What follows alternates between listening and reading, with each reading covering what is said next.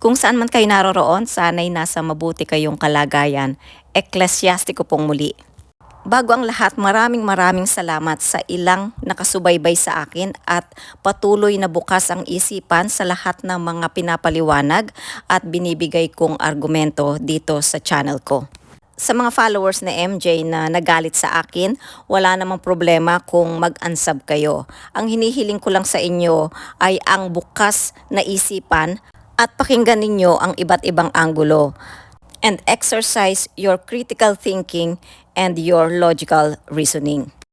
At sa mga gustong mag-comment, welcome kayong lahat. Hindi ako nagbubura ng comment at sinasagot ko ito ng maayos sa abot ng aking makakaya. Huwag lang po tayong magmumura at manlalait sa comment section.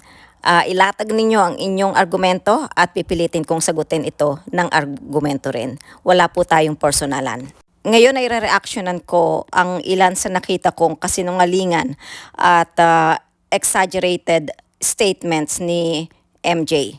At i-discuss din natin yung comment ko patungkol doon sa wala tayong obligasyon na mga defenders na depensahan ang manalastas all the time. Eto na po, 2 araw silang nanahimik kuno. Pero, lingid sa inyong kaalaman, hindi po sila nanahimik. Nag-meeting lang sila.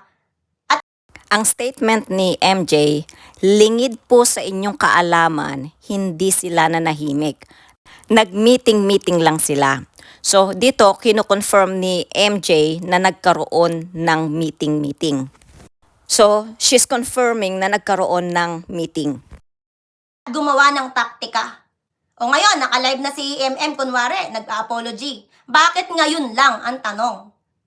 Anong tanong? Bakit ngayon lang? Kasi, sa 2 araw, inintay pa nilang mag-live si Eklesiastiko.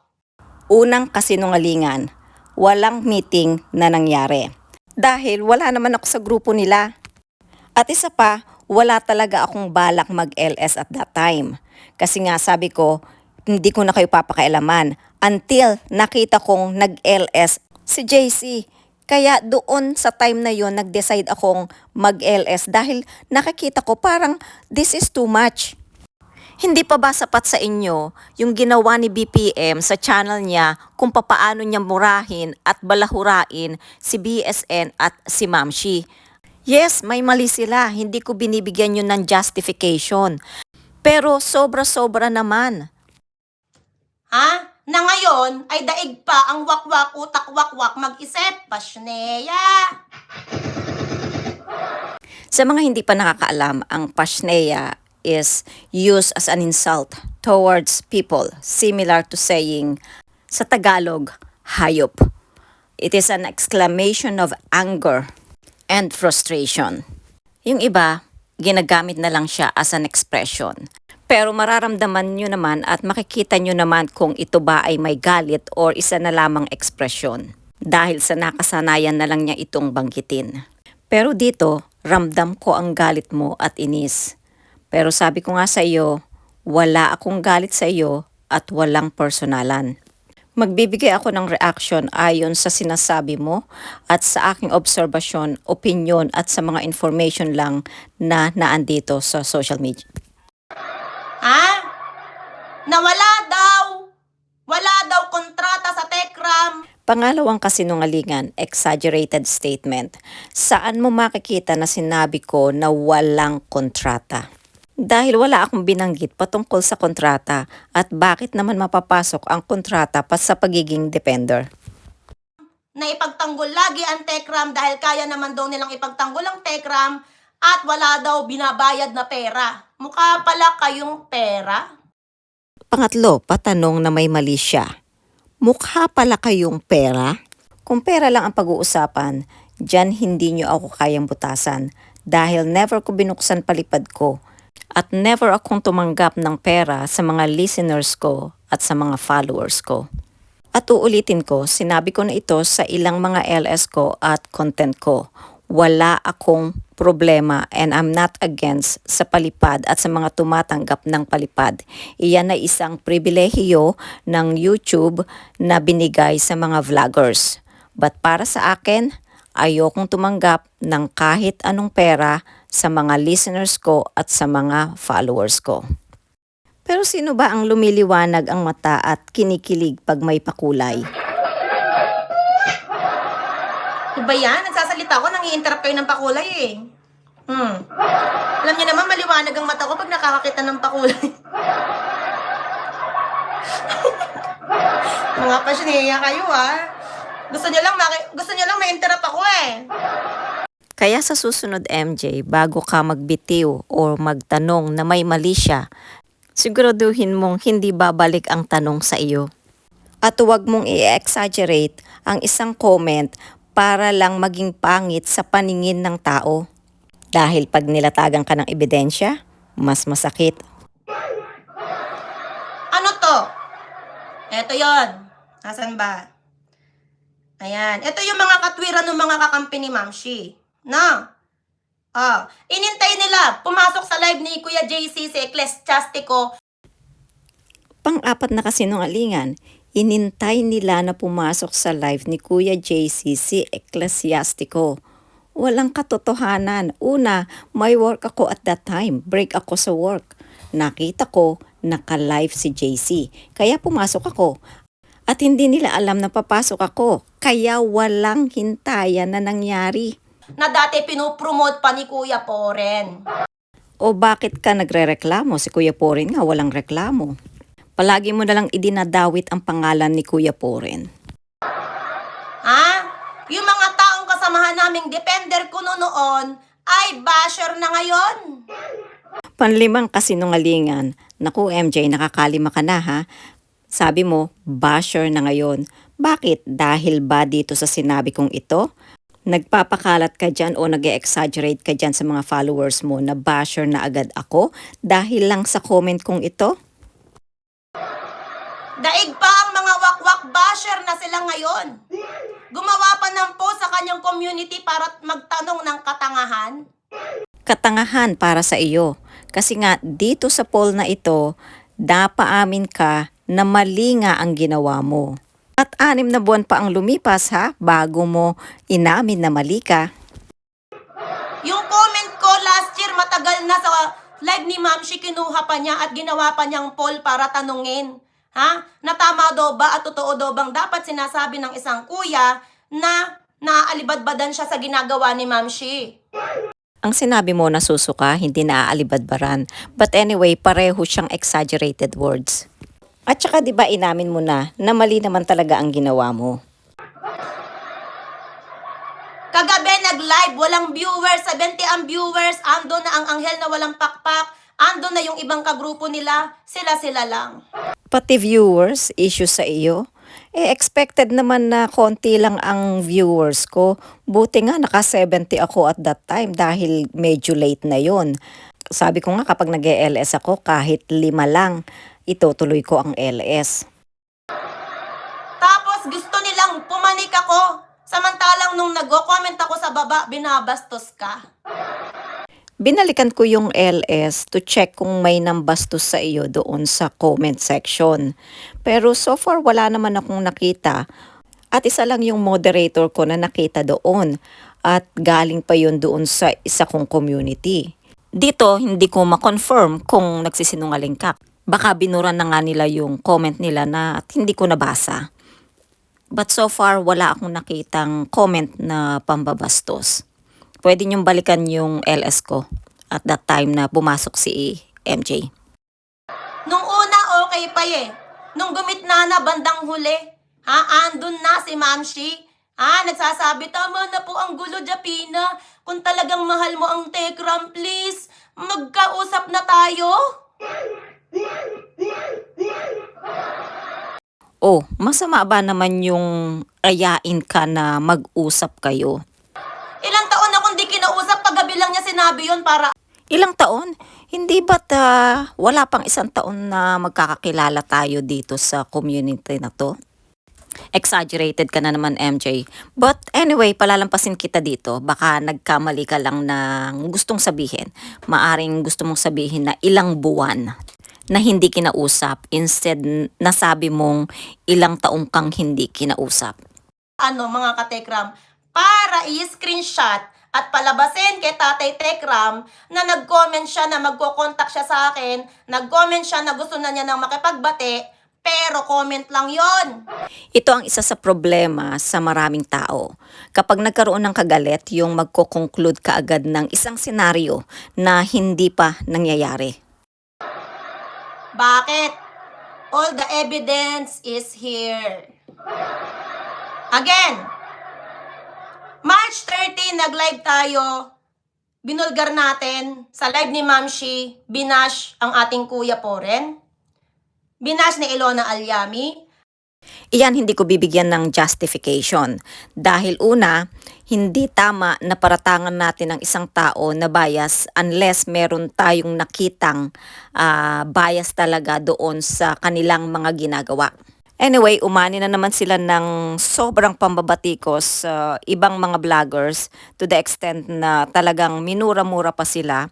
Anyway, ang mahalaga naman ay yung pagpapakumbaba at pag-amin doon sa kamalian at paghingi ng sorry at ng paumanhin doon sa taong nagawan ninyo ng kasalanan.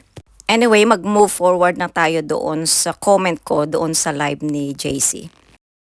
Pinasok niya yung live ni Kuya JC. Ang sabi niya dito, bakit, JC, bakit nadamay si Ma'am Shi? Ano ang ginagawa ni Ma'am Shi? Kasalanan ba niya ang hindi mag-react sa comment? Walang obligasyon ang vlogger to defend and explain all the time. May mali ba doon sa sinabi ko? Talaga naman tayo mga vloggers or mga supporters ay walang obligasyon sa mga sinusuportahan natin na depensahan sila all the time. May choice tayo. Totoo? Yes, that's a fact. Again, sabi niya dito, JC, bakit nadamay si Ma'am Shi? Anong ginawa ni Ma'am Shi? Kasalanan ba niya? Tanong pa niya, ha? Kasalanan ba niya na hindi mag-react sa comment? Walang obligasyon ang vlogger to defend and explain all the time. Ay, syempre, Kuya Brian, shoutout. Ay, syempre, planado na nila to eh. Bakit nga naman mag-i-explain pa? Kino-confirm niya talaga sa mga listeners niya na ito ay planado. Dahil sabi niya, syempre, planado. At talagang gusto mo pang i-confirm na kasama ako sa nagplano doon sa senaryo na kine-create mo. Dahil lang dyan sa sinabi ko. Kaya sinasabi ko sa iyo, kasinungalingan niyang senaryo na binubuo mo at inilalatag mo sa mga followers mo. O diba sila din ang sumagot sa mga kabalbalang ginawa nila na kaya nila hinayaang mabash doon yung kuya ng Manalastas ay kagustuhan nila? So ngayon, pinapalabas mo sa mga listeners mo sa pagpapakita mo nung comment ko na isa ako sa may kagustuhan na mabash si Kuya Poren. At sasabihin ko sa iyo, MJ, iyan ay isang fabricated story na ginagawa mo at pinapakalat mo dyan sa mga listeners mo. Iyan ang isa sa dahilan kung bakit kita hinamon ng debate. Pero ang ginawa mo, binura mo ang comment ko. Bakit, MJ? Anong dahilan? Ayaw mo bang marinig ng mga followers mo yung mga sasabihin ko? Dahil marami makakarinig sa mga sasabihin ko dahil marami kang followers. Ngayon, kung sa channel ko lang, konti lang yung makakarinig. So, definitely, konti lang yung pwedeng maliwanagan. Kung sino lang yung makakapakinig sa mga sasabihin ko dito sa channel ko. Kumpara, kung maghaharap tayo sa isang debate, pakikinggan nila or maririnig nila ikaw, maririnig nila ako. So makakapag-decide sila kapag pareho tayong nagpapaliwanagan. Kaya lang, binura mo ang comment ko. At ngayon, gumagawa ka ng isang senaryo na hindi naman nangyari. Kaya nasasabi kong nagsisinungaling ka dahil wala naman talagang nangyaring plano. Walang plinano. Pagtapos kayo maging defender kuno ng Manalastas, sasabihin nyo, hindi obligasyon, Hindi obligasyon ng vlogger to defend and explain all the time. Hi bro, ballpoint man, shout out. Papasa ko to sa'yo yung mga pinagsasabi ni Ecclesiastico. O ayan, diyan ka magaling. Yung hakot ka ng tao na sa tingin mo ay kakampi sa iyo, na sa tingin mo ay papabor sa iyo. May tanong nga pala ako sa iyo, nang nagsiakyat sa LS mo yung mga taong humingi ng paumanhin sa iyo, sila ba ay kusang loob talaga na lumapit? O tinakot mo sila, nakakasuhan mo, kaya sila umakyat sa channel mo? Kasi yung pag shoutout mo kay BPM tapos sasabihin mo dyan sa harap ng camera na ipapasa mo yung mga information na yan kay BPM. So gusto mong tirahin ako ni BPM dyan sa comment kong yan. Knowing BPM, alam naman natin na kapag ka si BPM ay nag-react sa isang comment or nag-react sa isang video ay hindi niya maiiwasan ang magmura. Pero marahil nag-observe pa rin si BPM sa mga pangyayari bago siya mag-react. Sabi ko nga sa inyo, kung argumento sa argumento lang, kahit kay BPM, kayang-kaya kong ilatag ang argumento ko at ang mga facts na nakuha ko mismo dito sa social media. Na para patunayan na walang mali dyan sa comment ko. Na-excite na ba kayo na makita yung evidence ko? Hintay muna, pakinggan muna ulit natin si MJ. Hindi daw obligasyon ng vlogger to defend and explain all the time. Kahit na nga ang manalastas na ang binababoy. Bakit pa kayo naging defender? Di ba kaya nagsilaki mga channel natin dahil din naman sa kanila, di ba? Give and take. Di ba? Huwag natin sabing wala tayong napala at hindi nila tayo tinawag para ipagtanggol sila. Of course, we are grateful sa Techram community at sa Manalastas. Sabi mo nga, give and take. At sa tingin mo, gusto ng Manalastas na tayo-tayo na supporters nila nagbabantayan ng mali para magtirahan. Maybe ang Manalastas at ang iba hindi nila gusto ang ginawa ko. Pero the purpose of all ng ginawa ko ay ilabas na natin lahat. At pagkatapos ng lahat ng ito, mag-focus na lang tayo sa pagsuporta at sa misyon ng community na ito.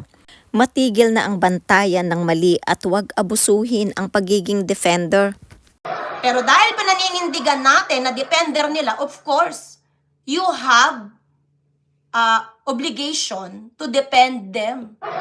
Hindi nga ako agree dyan na obligasyon natin na depensahan all the time ang Manalastas. Kung sa inyo obligasyon yan, sa akin hindi.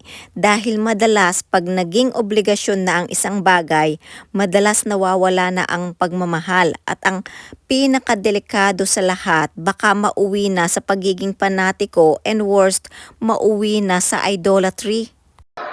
Kasi nga ikaw yung inaasahan ng mga Techram family at community to defend. Parang pulis lang yan, nilagyan ka ng tsapa.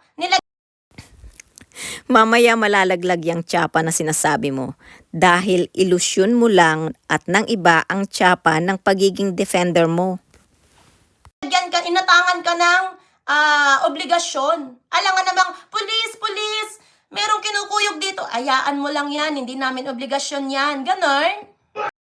Minsan, ang pagkakaroon ng mataas na title ay nauuwi sa pag-abuso sa title na inilagay lang pala natin sa sarili natin. Walang masama sa pagiging defender. Ang masama pag ito ay naaabuso na. Hayaan mo lang yan, hindi namin obligasyon yan. Eto pa, ang sabi ng kanilang matalinong abogada, yan, si Ecclesiastico. O di ba ikaw tinawag ka ring abogado? Ikaw nga, you already embrace ang pagiging attorney. Ako, to be honest, nahihiya na tawaging abogado dahil sa tuwing inaaral ko ang batas, lalong nakikita ko ang hirap ng isang abogado sa dami ng dapat pag-aralan nila bago makapasa sa pagiging abogado. At kahit nga naging abogado na, hindi pa rin dapat nagmamalaki kasi minsan kahit abogado nagkakamali. Sabi niya, Walang obligasyon ang sino mang vlogger na mag-depend sa manalastas all the time. Hindi tayo bayaran ng manalastas. They can depend themselves. Again, Sabi niya, again, mukhang enjoy na enjoy siya na basahin ang comment ko.